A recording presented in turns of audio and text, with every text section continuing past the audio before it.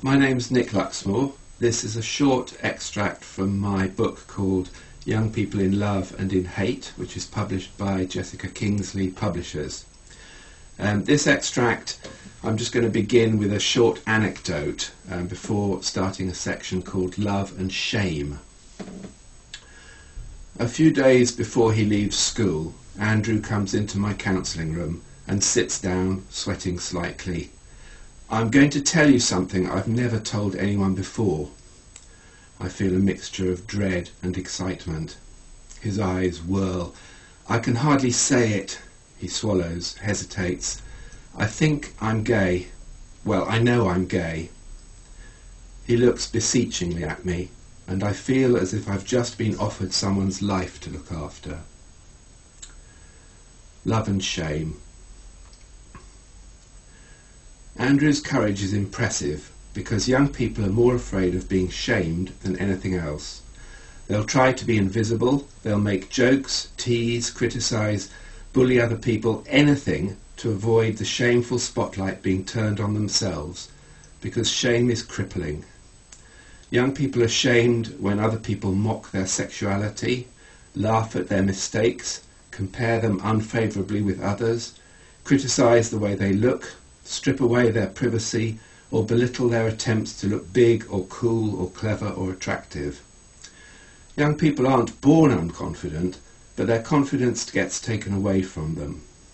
And they may not do it on purpose, but adults often use shame as a way of controlling young people.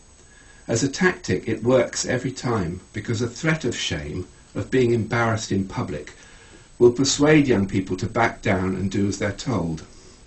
So I talk about this a lot with young people in counselling. How did you lose your confidence? Who took it away? What happened?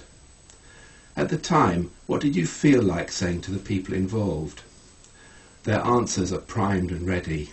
I felt like telling them all to fuck off. I felt like saying, well, you're not that great yourself, are you? I felt like running away. I felt like going and putting a brick through his window. I felt like getting my own back. If I'd had a knife, I'd have killed him. Sexual shame leaves an especially bitter legacy.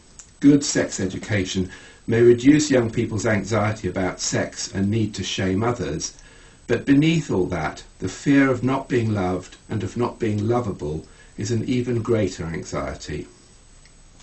Erin says she hates her boyfriend.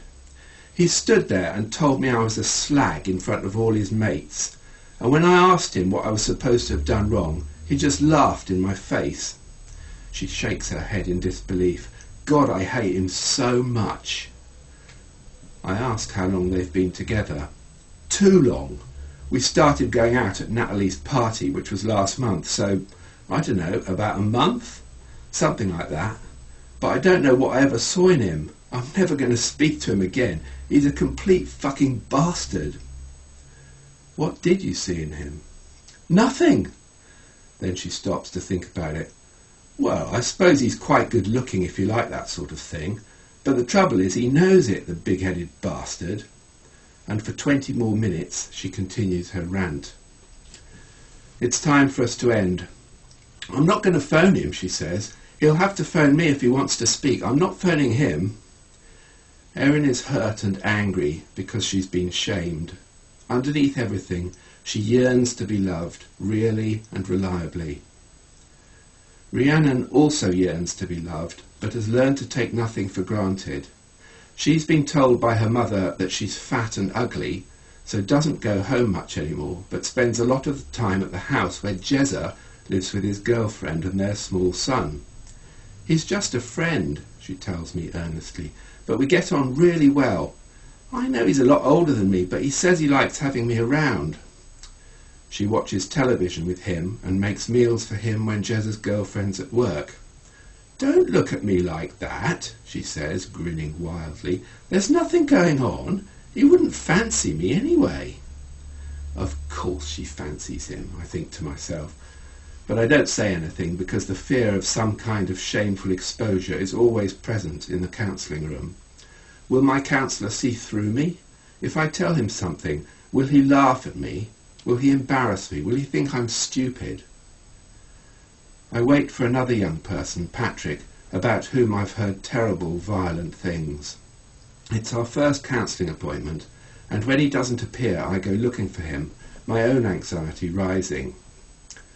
I find him waiting in the wrong place, shuffling about, avoiding my eye. Slung over his shoulder, clearly visible inside its padded nylon case, is an electric guitar. I feel encouraged. I regularly ask boys, "What kind of music do you like? Which bands do you like? What's your favourite song?" Not dwelling on their replies, but making a mental note, because they're telling me something important about themselves. Music is important for so many boys because it says something about power and vulnerability, something they can't say with words, but can recognise in drums and guitars, in huge waves of sound like motorbikes, like jet engines on a runway, and a plaintive voice buried away somewhere singing something about love. I did it because of what they said about my girlfriend, says Patrick. Your girlfriend? Yeah, well, she's sort of my girlfriend. We're going out together, only her parents don't know, and we hadn't told anyone yet. Because? I don't know, he says, embarrassed. Because she's younger than me. He's 14. It emerges that his girlfriend is 11, and the boys he attacked with a baseball bat were making jokes about him and his girlfriend having sex. We hadn't even talked about that, he says indignantly. I ask if he's been out with girls before, and he says, not really, meaning no. So this is his first girlfriend, and she's 11. He seems fond of her, but other boys have obviously found out and started making jokes about him being a child molester, upsetting Patrick, who probably worries about sex as much as any 14-year-old. One advantage of having an 11-year-old girlfriend is that she's unlikely to be bothered about sex. So he got a baseball bat, found the boys, and hit them with it as many times as possible before being pulled away. I don't regret it, he said. I'd do it again. Because you were protecting her? Yeah. Because you love her? I think so. I ask him, what did you feel like saying to them, Patrick? If you could have made them listen, what would you have said? He takes some coaxing because he isn't good with words, but slowly he talks about feeling embarrassed, about it being none of their business, about them laughing and going on and on and on, and about a song he likes. Apparently it's a song about a little man fighting back and earning everyone's respect. I'm learning to play it on the guitar, he says. I hope you like the book.